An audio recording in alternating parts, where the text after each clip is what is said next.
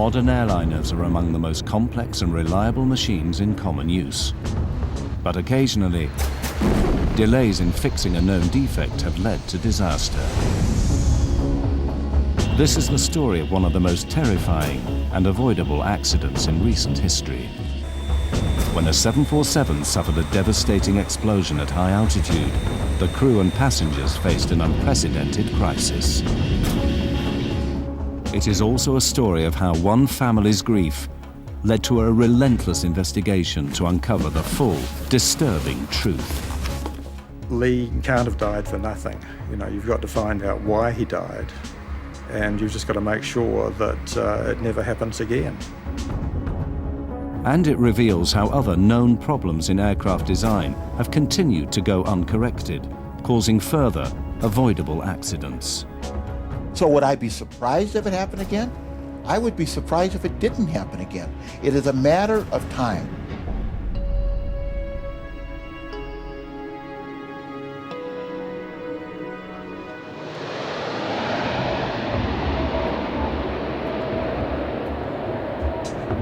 One of the most shocking cases of a known design flaw being ignored for years would finally take its toll on a United Airlines 747 bound from Honolulu to Auckland, New Zealand.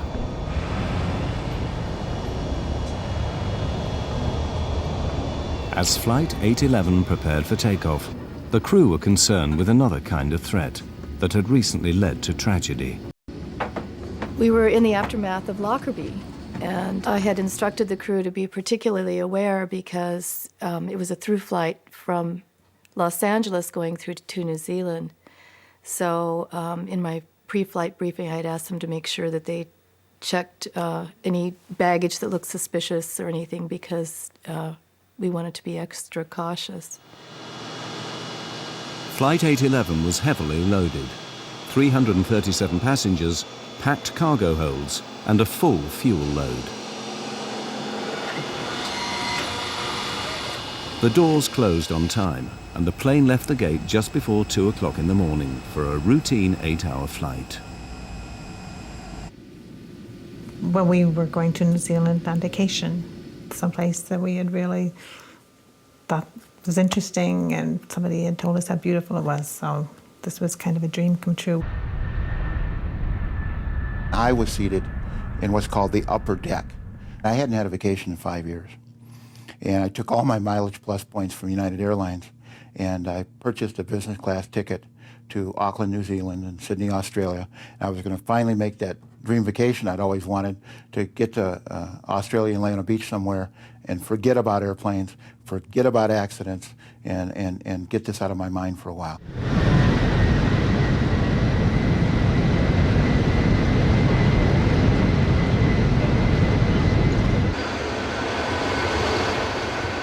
On the flight deck, Captain Dave Cronin was hugely experienced, just 2 months short of retirement. Rotate.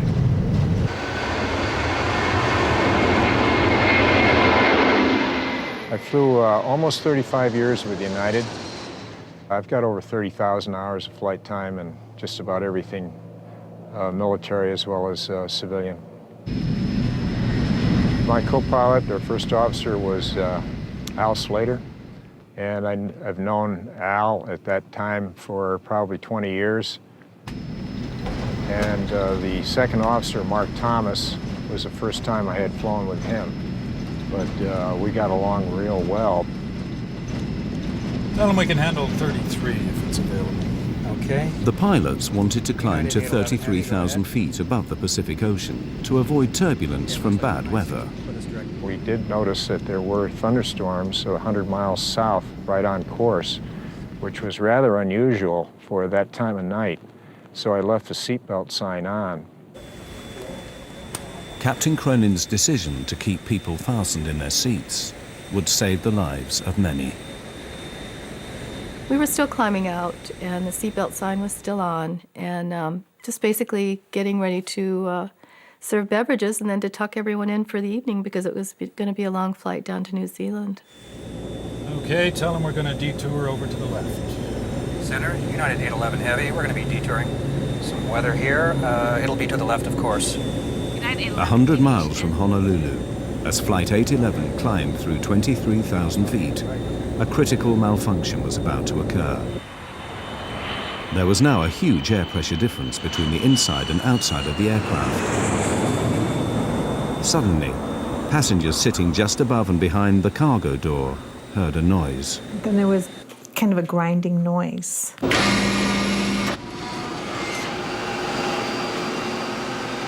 I heard like a thud. The hell? In the next nanosecond, it was pure, unadulterated pandemonium.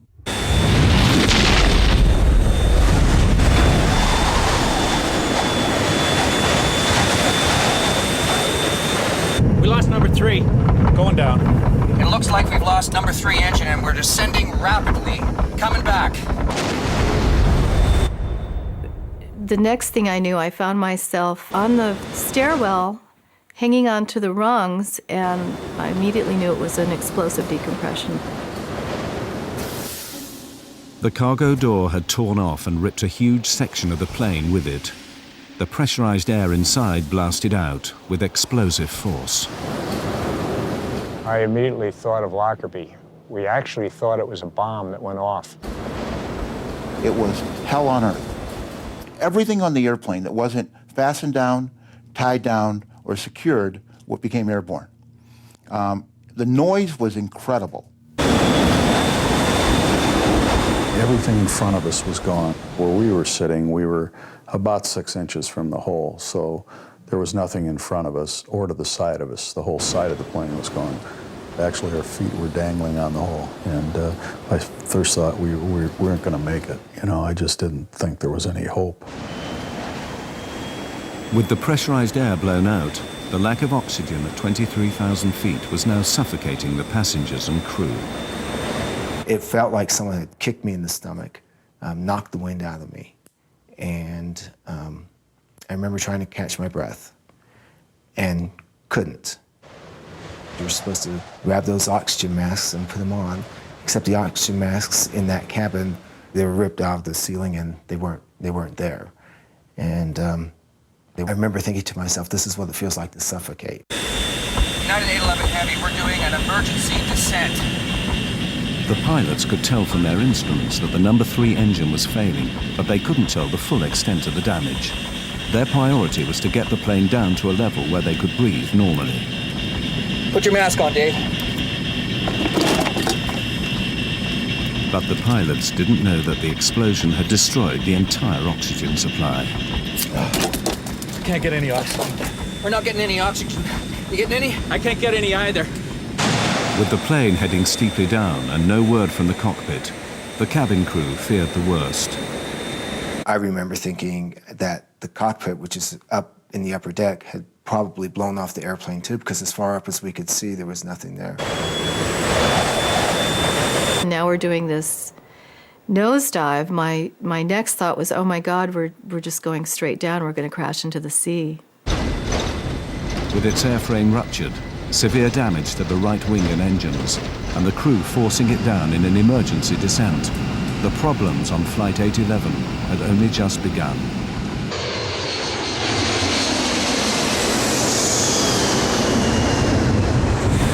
Two minutes after suffering a devastating explosive decompression, Flight 811 was still in a steep emergency descent, passing rapidly through 15,000 feet to reach breathable air.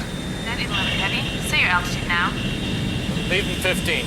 United 811 Heavy, we're out of 15.5. United 811, roger. I think we blew a door or something. Tell a flight attendant to get prepared for an evacuation. The crew finally began to level out at a safer altitude, but they now faced a barrage of problems. The most immediate was the disintegration of the number 3 engine, nearest to the explosion. We don't have any fire indications? I don't have anything. Okay, we lost number 3. Let's shut it down. There's no M1. Yeah, okay. We're ready for number 3 shutdown checklist. Number 3. Before you shut down number 3, the generator went off. Looks all right to try it now.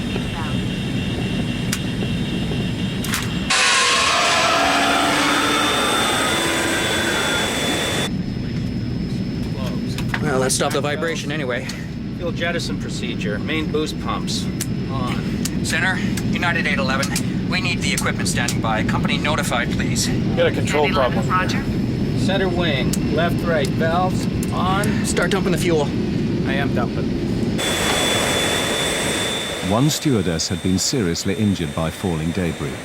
As Laura Brentlinger helped her, the full gravity of their situation suddenly became clear.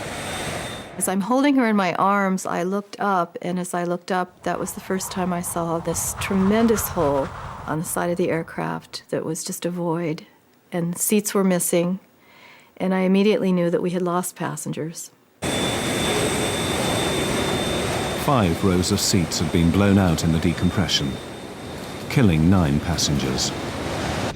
On the flight deck, the crew had turned the stricken plane back to Honolulu, but with 80 miles still to go, the crisis now got far worse. We got a hell of a control problem here. I got almost full rudder on this thing. Are you dumping as fast as you can? I'm dumping everything. We got a problem with number 4 engine? Yeah. Debris from the explosion had also damaged the number 4 engine. If it failed completely, the implications were severe. If you're on 2 engines and you weigh 700,000 pounds, that is a big deal.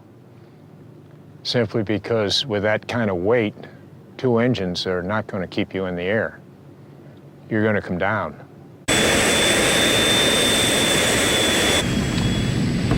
Can you maintain 240? Yeah, just barely. We're losing altitude. I know it. Center, United 811 Heavy. Do you have a fix on us? Affirmative, sir. I have you on radar. Okay, we've lost engine number 3, and we don't have full power on engine number 4. We can't hold altitude right now. We're dumping fuel, so... United 811 Heavy, roger. I show you 60 miles south of Honolulu at this time. Roger. I haven't talked to anybody yet. I can't get to him. You want me to go downstairs and take a look? Yeah, let's see what's happening down there. I think we lost a compressor, but... Can't hold altitude. Yeah, I told him that we're Put gonna... some max on there. I got takeoff power on this thing. Whatever you need, Captain. Although the number 4 engine was failing, the pilots pushed it, along with the remaining engines, to full power, a setting they should not be run at for more than 4 minutes. But the nearest land was 15 minutes away. I look out the window on the right-hand side, and I see flames, big flames. And I know what flames in an engine means. It's not good.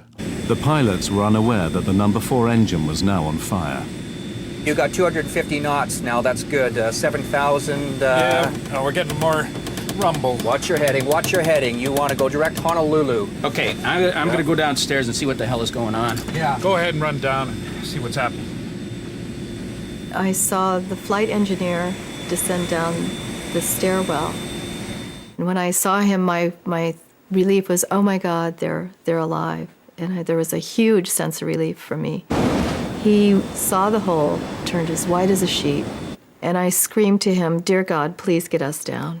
You've got a fire out there. Oh yeah, we got a fire in number 4. Go through the procedure. Shut down the engine. You're not going to be able to hold this altitude on 2.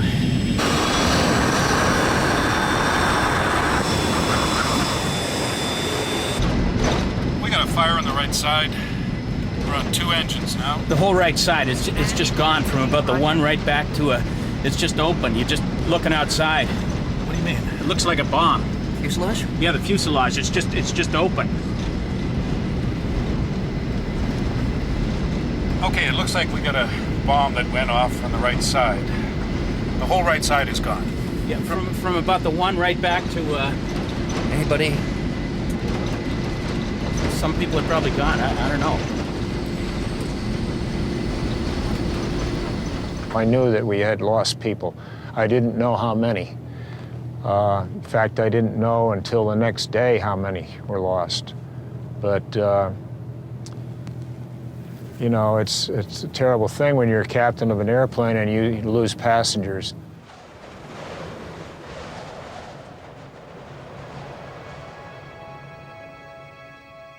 Lee Campbell, flying home to New Zealand, was sitting in row 10, just in front of the cargo door. I woke up with such a start because I'd seen Lee standing by the bed, just with a grey jacket over his arm and a small smile on his face. And of course, as I woke up, it faded, wasn't there. And then we woke up in the morning, we discussed this. I said, oh, that was strange in the night, but it was such a vivid dream. Lee was standing there. And then the radio came on, and the first item of news is that there'd been a problem with the United aircraft. And I said, that was Lee, that's Lee's. And my blood just ran cold. I knew he was dead from that moment.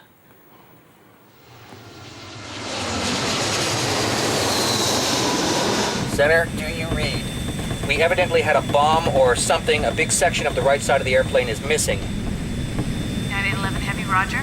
I wouldn't go any faster than I had to because that hole, I mean, I wouldn't get it over 250 knots because that's a big... Okay, what's our stall speed? I wouldn't go below 240. Yeah. I don't know if we're gonna make this. We didn't know that we were going to make it back. So we were actually preparing to ditch that airplane at night in the Pacific Ocean, which has never been done before. In the cabin, the crew prepared for the worst. My training kicked in and got up from my jump seat and started instructing the crew. We have to prepare the cabin. We have to, prepare for a ditching, which I thought was inevitable. You're running around getting life vests on, and I do remember thinking, I'm not sure this is going to matter, because when we hit the water,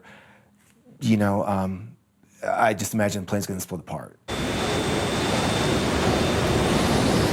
I knew that if we hit the water, it'd be tantamount to hitting the ground, and there would be very few, if any, survivors. So my mind went to the things that meant something to me, and at that point in my life, it was my son. Believing they were going to die, one passenger took these photographs in the hope they'd be found in the wreckage and give clues to the cause of the crash. For 15 minutes, the plane steadily lost altitude. Then, at 4,000 feet, the first glimmer of hope. After an imponderable time, I remember one of the passengers began to point out one of the windows on the right side. And everybody looked. And we looked through this little window from wherever we were, and we could see a point of light, and another point of light, and another point. And pretty soon, you could make out a coastline. Okay, I got lights over here. Okay. Okay, we're at 4. We're 21 miles out. We're in good shape. At Honolulu Airport, an emergency was declared. All other aircraft were diverted, and the rescue services prepared for the crash landing of a fully loaded airliner.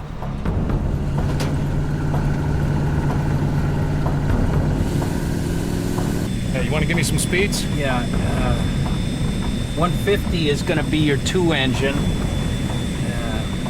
Use a 160. I need souls on board if you have it. Okay, souls on board. 160 is the minimum.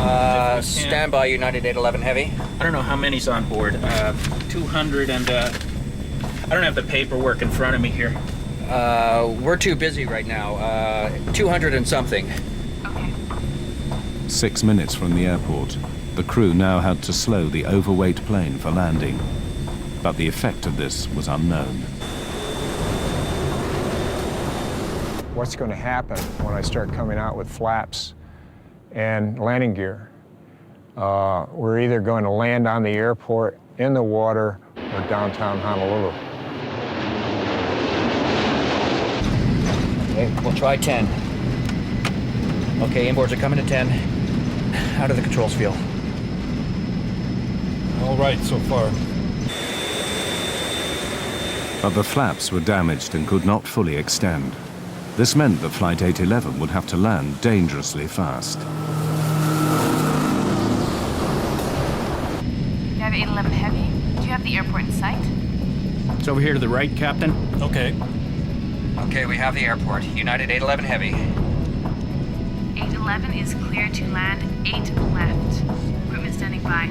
Wind 05012. Clear to land. 8 left, United 811 Heavy. As the unstable 747 lined up for landing, the pilots knew they would only have one attempt.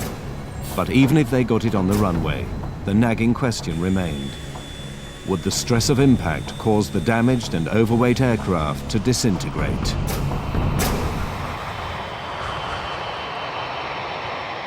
Severely damaged, with an unstable airframe and losing altitude on just 2 engines, Flight 811 now began its final approach to Honolulu Airport. 2-engine approach. 2-engine approach. We still had no idea how far off the ground we were, if we were going to make it to Honolulu or not.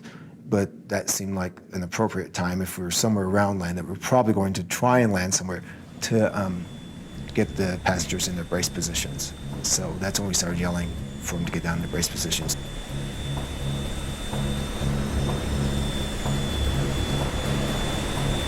Every molecule in my body combined to express, get this damn airplane on the ground. Well, how are we doing on the hydraulics? Hydraulics are good. You got brakes? Normal hydraulics. So we got brakes, but you're only going to have reversing on 1 and 2. Though I thought maybe there was a chance that we were going to actually be able to attempt to land, the thought came to my mind, what happens now? Do we, on impact, do we explode? Do we fall out this huge hole? Despite dumping fuel, the aircraft was still critically overweight. But without full flaps to keep it in the air, it had to approach fast. 1,000 down. The danger was that the undercarriage could shear off and the plane break up. 1.5 high. 190.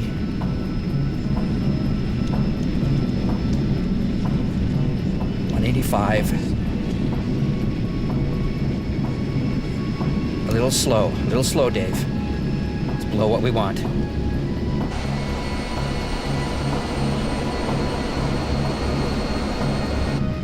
Coming up on the glide slope. Okay. Well, let's try the gear. No one knew if the explosion had damaged the landing gear. I remember Laura saying to me that she didn't hear the landing gear go down. And it was loud, you know, it was still loud, and I didn't hear the landing gear go down. So that's another thought. Maybe they can't get the landing gear down. Maybe it's not down. Got gear down, we're clear to land, and everything's taken care of as far as we know.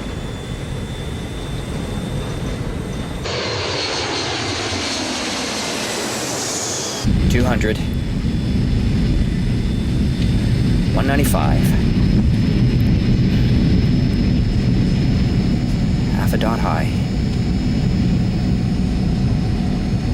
Looking good. 192.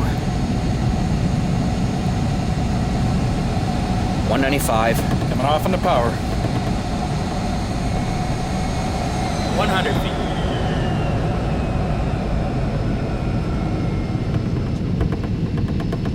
50 feet.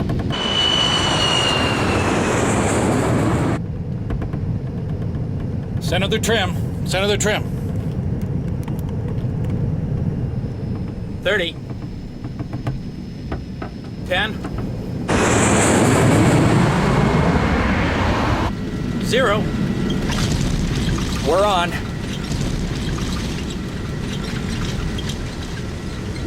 Gear's holding.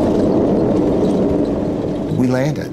It felt fast. And that was my next concern, is that we weren't going to stop at the end of the runway, that we were just going to keep going.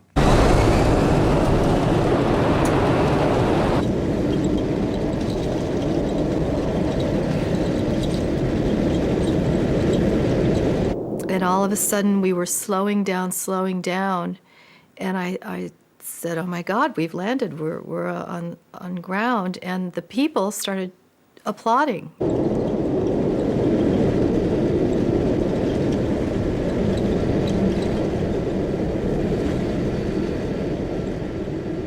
Probably the best landing I've ever made. When we finally stopped on the runway, We deployed all 10 chutes, and the flight attendants evacuated all of passengers. It's amazing how fast everyone went. My understanding is like less than 45 seconds, 330 people were off the airplane. We were probably 20 feet off the ground, and I would have stepped out of the airplane without a slide. I wanted to get off so bad. Fortunately, there was a slide. I stepped into the abyss, fell into the slide, whooshed down to the bottom of the thing, and then you hit feet running.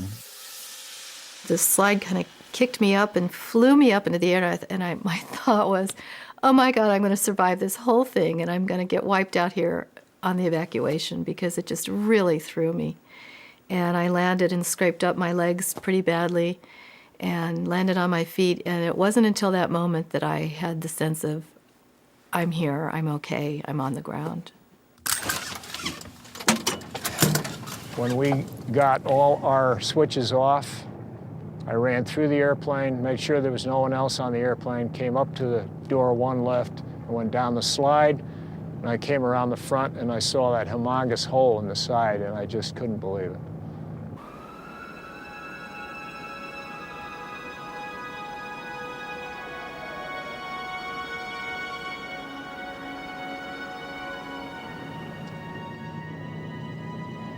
By the grace of God, we made it, and it was an awesome experience. I would never want to go through that again. It was crazy, it was wild, it was scary, all at the same time.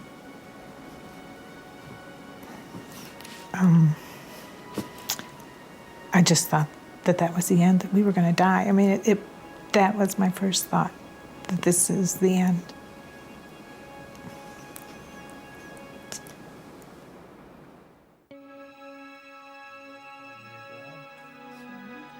But for the families of the 9 people who were killed, the ordeal was only beginning. Kevin and Susan Campbell's son Lee had been flying home. About 3 o'clock in the afternoon, I think they said that there was no New Zealanders involved, but we just knew that it was Lee. And then about, I suppose, a quarter of an hour later, we got a phone call from Chicago, and they just said that they regret to inform us that our son was missing, presumed dead. And I guess about another hour after that, a policeman arrived at the door, and he took one look at us and he says, "I can see that you've had the news." So it was just an awful, awful day. And it certainly didn't get much better for a long, long time.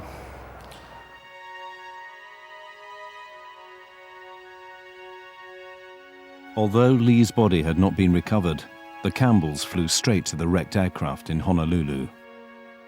Your initial feeling is that you want to be as close to the spot where your relative died, and that was the aircraft. So we had to immediately go in and see the aircraft. The damage inside was horrific, just a total mess. And the hole in the side of the aircraft was much bigger than I had thought it would be, even though we had seen television newsreel reports. And it was so sad to get in and actually see where Lee's seat had been. The legs of the seat were still there. There was a good bit of fuselage beside him and still a window. But the Campbells' desire to find the cause of Lee's death inevitably brought them face to face with dreadful details. They took us to the medical examiner's office as well, because they had found body parts and that sort of thing. So they didn't actually show us the body parts, but they showed us bits and pieces that they had recovered from the engines, and we got the medical examiner's report on what they had recovered. So, we really would have preferred that it was Lee that went through the engine, because it would have been an immediate death, whereas it was a 4-minute fall down to the ocean, and we know that the people could have been alive as they were falling. And when you think about that, that's just horrific. As it became clear that their son's body would never be found, the Campbells' need to find the cause of the accident that killed him grew stronger. Lee can't have died for nothing. You know, you've got to find out why he died, and you've just got to make sure that it never happens again. The Campbells embarked on a relentless personal investigation that would last nearly 2 years. The loss of their son meant they would stop at nothing to uncover the truth. The engines number 3 and 4. 2 months after the accident on Flight 811, when the National Transportation Safety Board held preliminary hearings, the Campbells made sure they were there. But they soon grew frustrated. The NTSB would not complete its report for months, so the Campbells took matters into their own hands. We certainly weren't going to leave it to the NTSB to come up with the findings. We were going to follow through. And when the hearings ended, they had said that we could take whatever we wanted off the press table. And Susan walked up to the top table and yelled out, "There's a really good setup here." So grabbed a box and loaded in all of the documents that we could find up there. Kevin's the most honest of people I know, but here he was taking something that we hadn't specifically been told we could take. And we're heading out the door just as the NTSB were arriving back in with the trolley to pick up all their documents. So we were out the door and into a taxi and gone.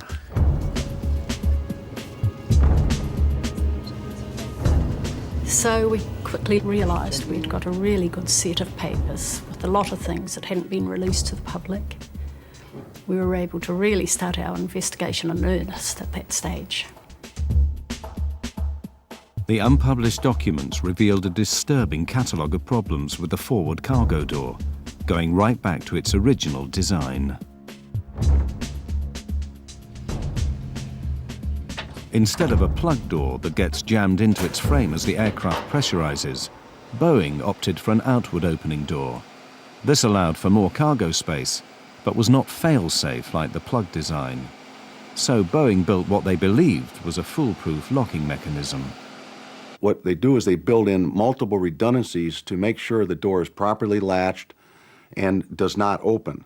And you build it in to a point of that it's extremely improbable that the door would ever open. So what went wrong on Flight 811? The Campbells soon discovered that the problem lay in the design of the locking mechanism. To lock the cargo door on the 747, electric motors rotate C-shaped latches around pins in the door frame. A handle then moves arms, known as locking sectors, over the top of the C latches to prevent them from reopening. But as early as 1975, problems were found with the locking sectors.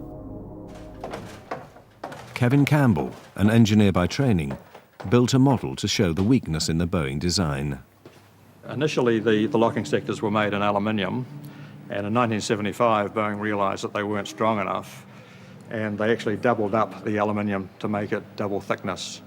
But it still wasn't strong enough, and a lot of the airlines didn't even put the doublers on anyway. The weakness of the aluminium drastically increased the risk of the door accidentally opening. With the aluminium locking sectors, if the C-locks tried to backwind, open electrically, it would just push the locking sector out of the way.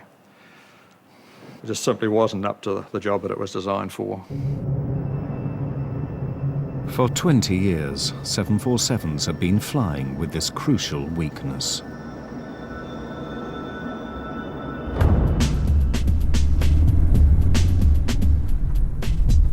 The Campbells wondered what else remained to be revealed. They redoubled their efforts to uncover the full truth behind the accident that had killed their son. We bought a car and set off in the United States to see as many people who were involved with the accident as possible. We started at Seattle, down to Denver, across to Chicago, through to Washington, DC, down to Kentucky, on to Miami, then back across to San Diego, back up through San Francisco, back to Seattle. And that was just one trip. The Campbells soon found that a shockingly similar incident to Flight 811 had given clear warnings of the dangers in the cargo door.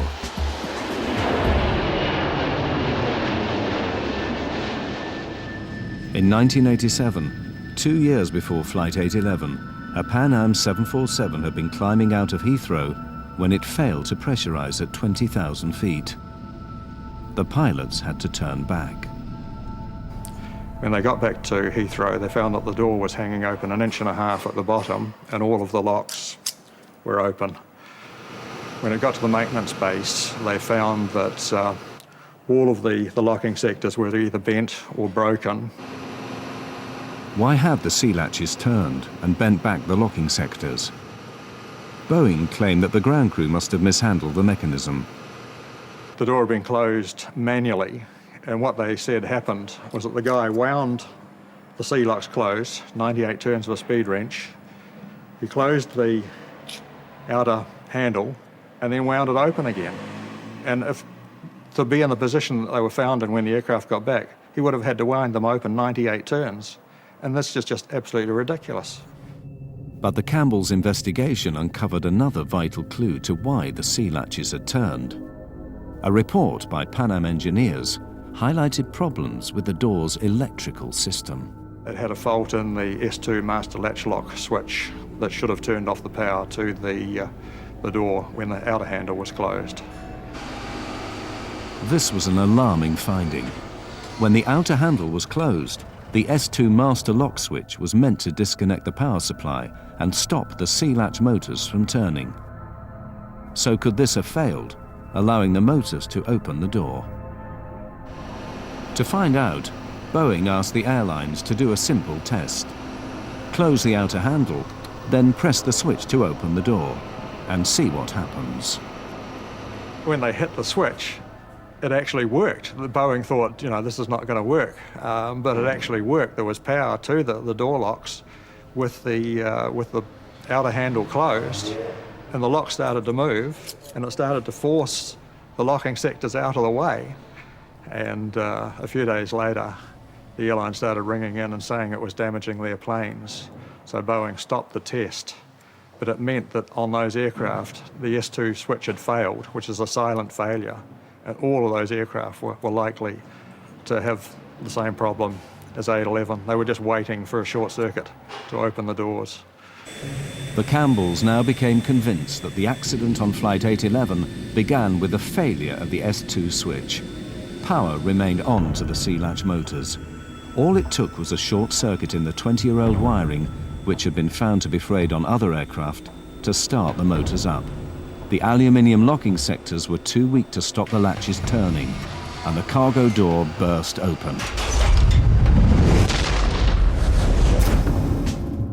The National Transportation Safety Board determines that the probable cause of this accident was the... After waiting a year for the NTSB report, Kevin and Susan Campbell expected it to match their theory of what had led to the accident on Flight 811.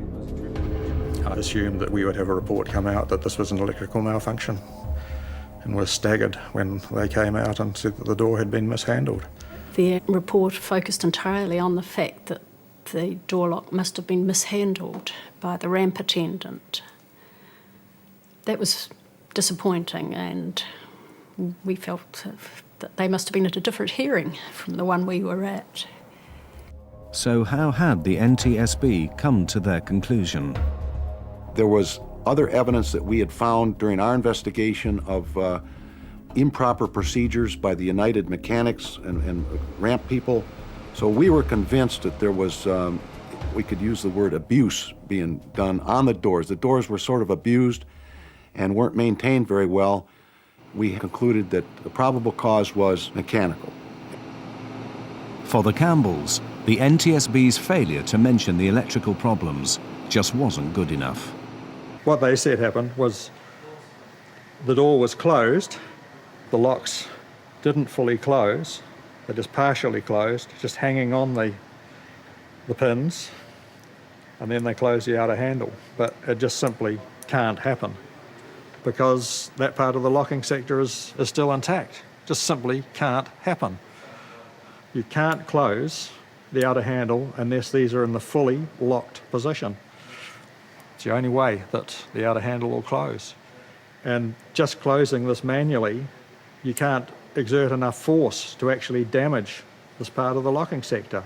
All it does is just butts up against there. If the locks aren't fully closed, it just simply butts up against them and goes no further.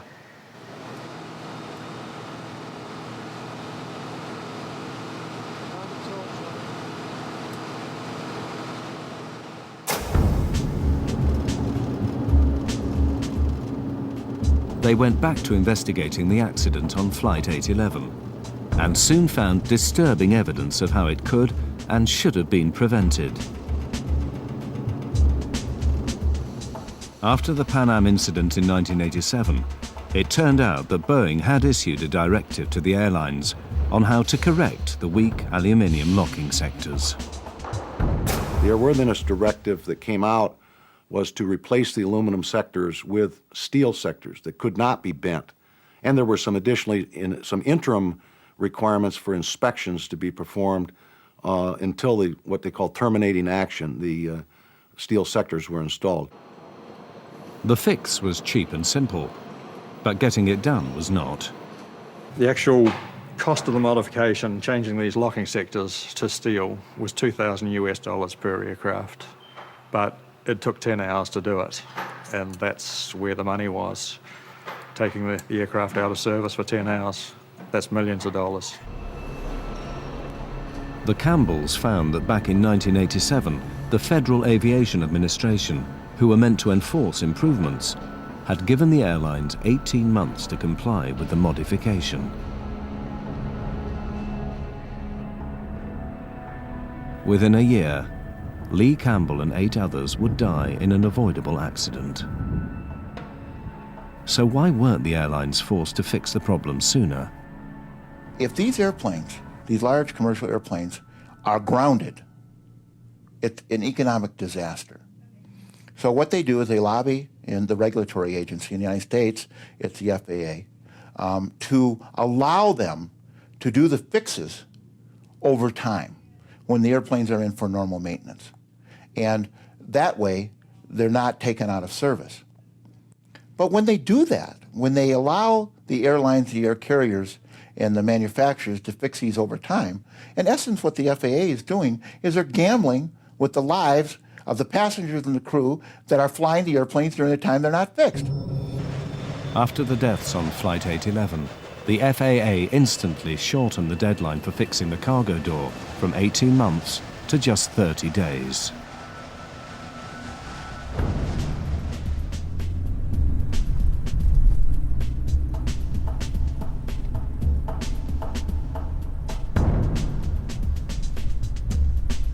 It was only when United had gone from one of the airlines of first resort to one of the airlines of last resort in New Zealand that they just totally out of the blue, we got a letter inviting us over to see them. And when we got there, they were just going to do a PR exercise on us. But we just laid into them, pointed out where they'd all got it wrong. And you could see them changing during it to realising that we did know what we were talking about and that we'd put a lot of serious effort into it. One of them actually broke down because they'd never had to meet next of kin before. And it ended up with the Vice President of United taking us round the maintenance facility, and he had people running off in all directions just to get the information that we wanted, questions answered. We could go anywhere that we wanted, and everything was laid on for us because at that stage they realised that we really did know what we were talking about. The pressure of the Campbells' campaign eventually began to pay off. The vital piece of evidence that could prove them right, the cargo door, still lay 2 miles down in the Pacific Ocean. But as articles appeared in the American press, the NTSB commissioned the US Navy to search for it. 100 miles south of Honolulu, a deep submersible began to trawl the seabed. We went to Honolulu and waited there while they had their attempts, and they finally recovered the door from 14,000 feet of water, which was the deepest recovery ever at that time. and we were phoned within an hour of it coming out of the water. But before the Campbells could see it, the door was swiftly removed to Boeing's plant in Seattle. The Campbells went in hot pursuit. We went over to Boeing and they wouldn't show it to us.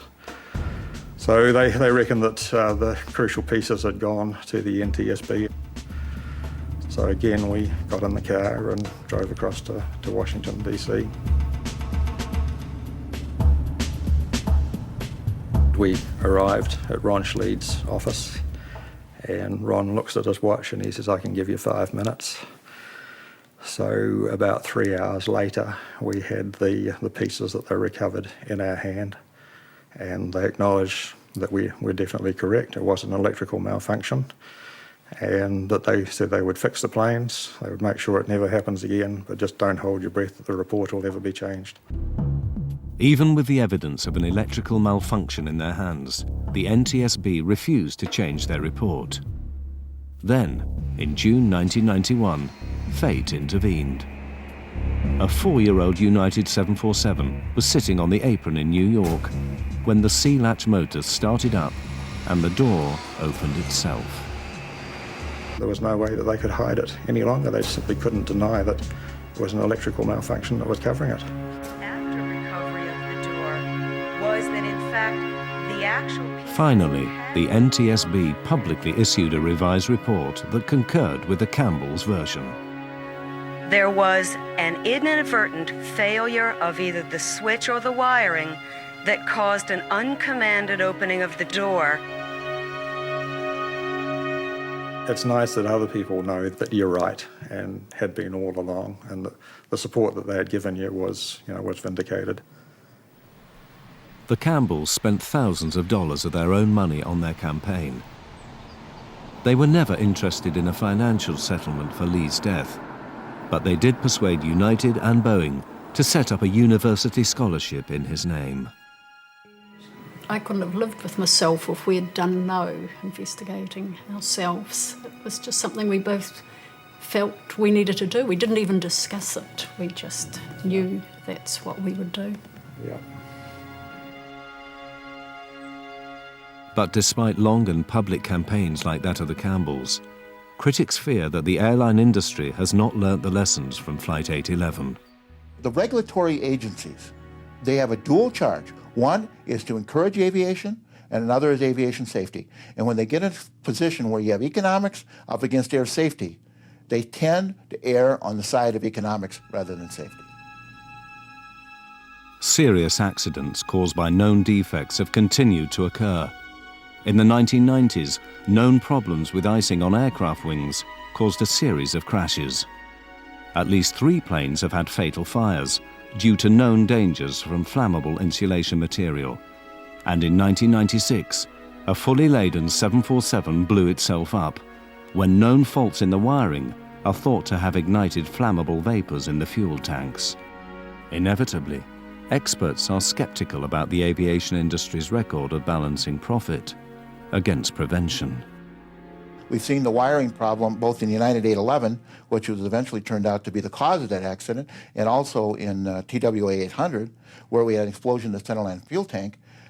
The industry answer to 20 and 30-year-old wiring, and when the wiring can fray, break, crack, cause a short, which can either ignite fuel, like in TWA 800, or open a cargo door, like in United 11, and what the industry says, don't touch it. Don't go in there. Don't inspect it. Don't try to fix it. Don't try to remove it, because it's so brittle that if you go in there to try to fix it, you're going to do more damage than you're going to do good. And that's what I call the ostrich approach to maintenance and safety. You know, we've decided that you can have an spark of ignition in the centerline fuel tank of a large air carrier. But so far we've been lucky. We've only had one every 10 years. We've only blown up 3 or 4 airplanes. You know, to go in and replace this wiring would ground all these airplanes, would be astronomically expensive. You know, 1 airplane every 10 years, 1 airplane every 5 years, 200-300 people, cost of doing business. Cost of doing business. And that's a great economic analysis, and unless your mother or your child is on board one of these airplanes that happens to pay the price for their economic satisfaction.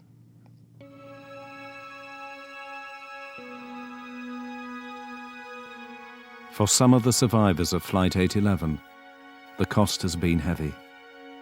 Each crew member handled it differently. I know there are still 2 crew members that have never set foot on an aircraft again. It was very difficult for me. I was diagnosed with severe post-traumatic stress disorder. You can't reason, you can't think. Making the slightest decision is very difficult. You're just at a total loss. So it was very difficult to cope with.